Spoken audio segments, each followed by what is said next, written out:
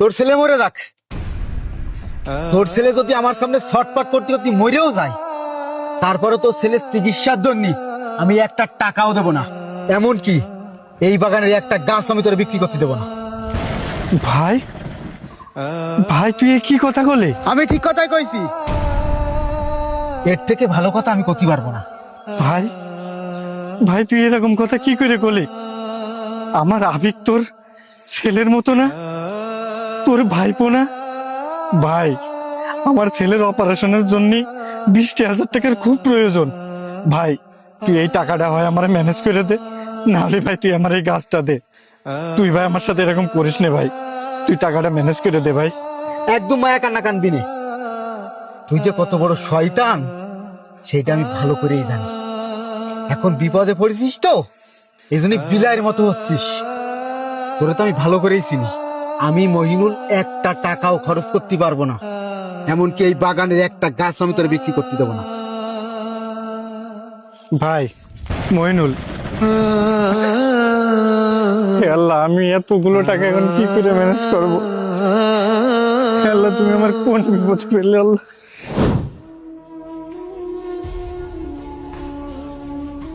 কি রে আলামিন, এই সাত সকালবেলা তুই বাড়ির সামনে এসে দাঁড়াইছিস? আয় বাড়ির ভিতরে আয়। না দুলো ভাই, বাড়ির ভিতরে এখন আর যাচ্ছি না, এটা খুশির খবর দেওয়ার জন্য তাই আসলাম। আমি আবার ব্যস্ত আছি, চলে যেতে হবে। খুশির সংবাদ? তা কি খুশির সংবাদ? আবার কি বিয়ে শাদী করবি নাকি? না, বিয়ে সাথে আর কোনো করতেছি, আর বিয়ে সাথে যদিও বা করি, বিয়ে সাথে তো আপনারাই দেবেন আমারে। আচ্ছা যাই হোক, খুশির সংবাদ কি তুই আগে সেইটা কর। দুলো ভাই, আমার যে ইতালি যাওয়ার জন্য যে কাগজপত্র জমা দিয়েছিল, তো ওই জায়গাতে ফোন দিয়েছে, দিয়ে কাছে যে বাকি যে 4 লাখ টাকা ছিল ওরে 2 তারিখের ভিতরে জমা দিতি। টাকা পয়সা জমা দিলেই আমার ফ্লাইটটা নাকি খুব তাড়াতাড়ি হয়ে যাবে। তাই আব্বা হয়েছে কি যে তোর দুলো বাসার আগে পরামর্শ করাই, এই জন্য সকাল সকাল আসলাম। আরে ভাই, শ্বশুর মশাই তোমারে কি জনিতে পরামর্শ করতে কইছে এইটা তো বুঝি। তা এখন টাকা পয়সা কত রেডি আছে? টাকা পয়সা তেমন একটা রেডি নেই। ওই জন্যই তো কয়েছে যাও দুলোবার সাথে পরামর্শ করে আসো। তা টাকা পয়সা কত গ্রাম বাকি আছে সেটা কর। মোটামুটি সবই গুছানো আছে দুলো ভাই, তো মাত্র 2.5 লাখ টাকা বাকি আছে। তা আবার কয়েছে নাকি এই 2 তারিখের ভিতরে দেওয়া লাগবে। এখন 2.5 লাখ টাকা বাকি, তারপরেও আমার কাছে এই মুহূর্তে নেই টাকা। আচ্ছা ঠিক আছে, শোন, তুই তাহলে মঙ্গলবারের দিন আয়, আমি টাকা পয়সা ম্যানেজ করে রেখে দিবানি। আচ্ছা ঠিক আছে দুলো ভাই, আবার আগে থেকে কিছু করার দরকার নেই, আমি আইসে মিষ্টি খাওয়াই দেবো আর আপারে বলে দেবানে। আচ্ছা ঠিক আছে, রাব্বারের সাথে করে নিয়ে আসিস কিন্তু টাকা পয়সা বিষয়। আচ্ছা ঠিক আছে, চলে গেলাম। আচ্ছা যা।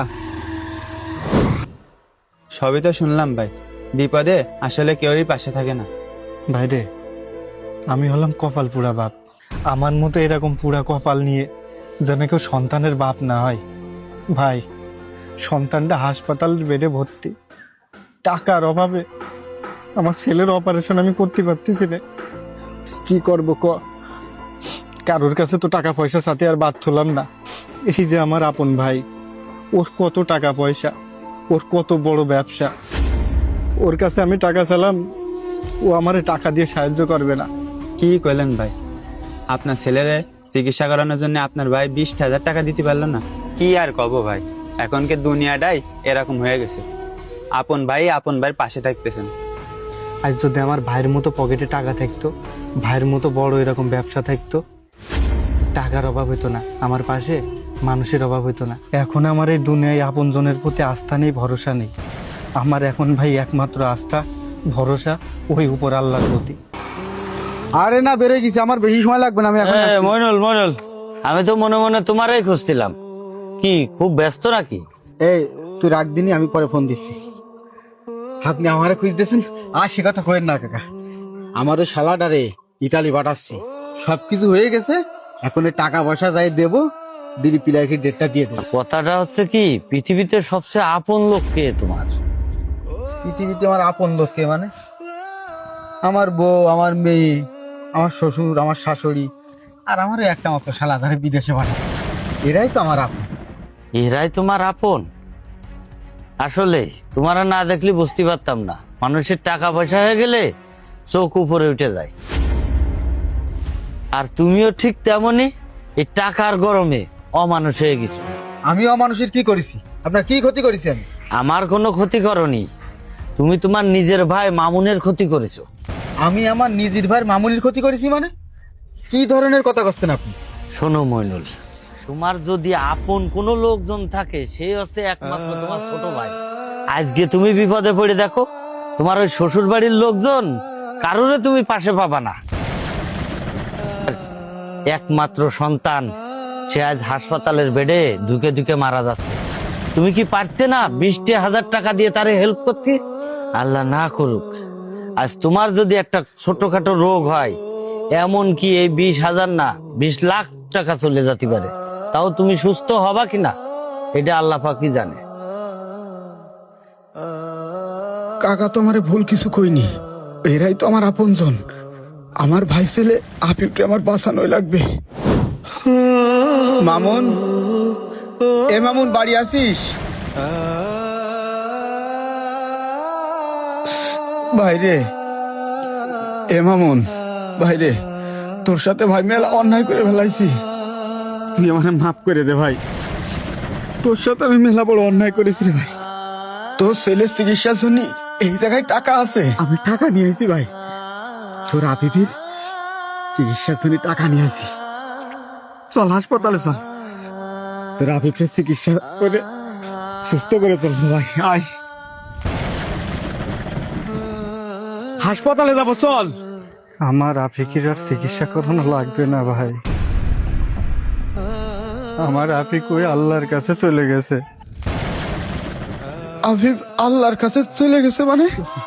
আর চিকিৎসা করানো লাগবে না ভাই আমার আফিকের। আমার আর টাকার দরকার নেই ভাই।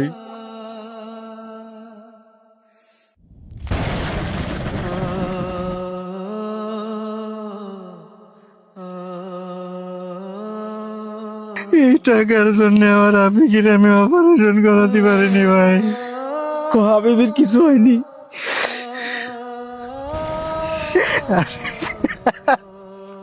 আর এই টাকা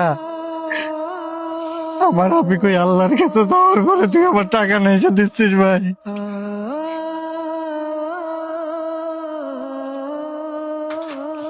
এ টাকা তোর কাছে রাখ, ওই টাকা আমার লাগবে না, ওই টাকা আমার লাগবে না ভাই।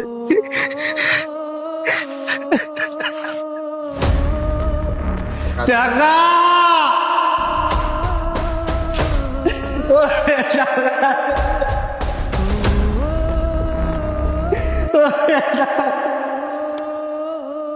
টাকা, এই টাকাই আমায় মানুষ চেনাইছে। এই টাকাই সুখ কিনতে পারে না, কিন্তু দুঃখের ধরন বদলাতে পারে। এই টাকাই আপন পরের পরিস্থিতি বদলে দিতে পারে।